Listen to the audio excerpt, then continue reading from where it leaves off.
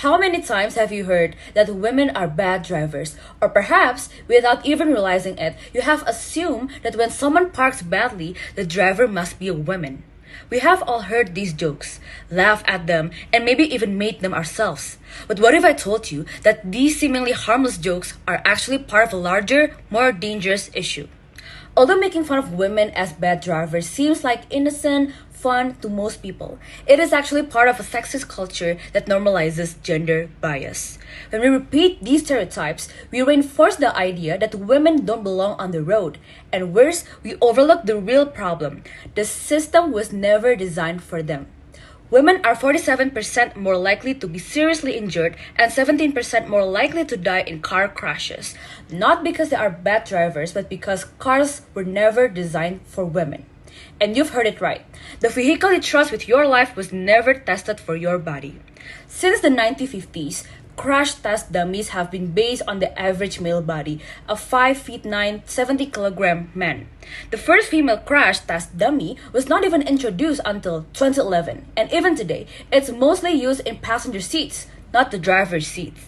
Now, why does this matter, right? Because the standard seatbelt, airbag, and headrest designs, you name it, are optimized for male proportions. Women's generally shorter height means airbags don't deploy correctly for them.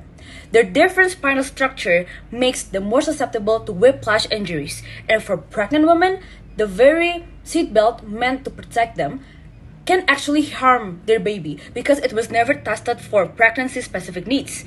That is why gender bias is very dangerous. It doesn't just exist in stereotypes, it is built into the system that govern our lives, adding layers to the roots of patriarchy in the world. Yes, SDG 5, gender equality, has made progress in acknowledging women's rights in leadership, education, and the workforce, which is very good. More women today are in executive positions, pursuing higher degrees, and receiving credit for their work. But gender equality is more than just equally existing. It's about dismantling the patriarchal system that continue to put women at a disadvantage in areas we don't even notice. The problem is not that women don't belong in cars. It's that the car manufacturers never built them with women in mind. And the worst part, even when the data proved that women were more likely to die in crashes, the automotive industry did nothing for decades because changing the system was considered too expensive for them. But this is not about just cars.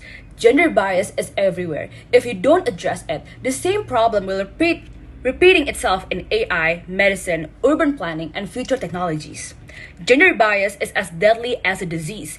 It exists all around us, shaping our world, and yet remains unseen. This is why we must act. So what we can do? Three things. First, demand gender-inclusive crash testing. Governments must require female and pregnant crash dummies in all vehicle safety tests. No more excuses. Two, hold car manufacturers accountable. Demand transparency in vehicle safety standards and push for inclusive design.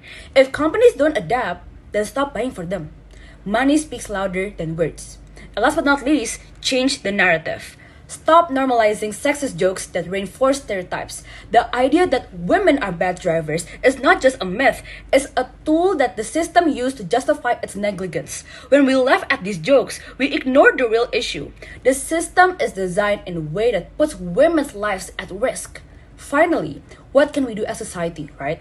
We need to educate ourselves and others about how deeply gender bias is embedded in the systems we take for granted. We must challenge industries, policymakers, and designers to consider gender-inclusive standards not as an afterthought, but as a fundamental part of society and equality. Because gender equality is not just about opportunities, it's about survival.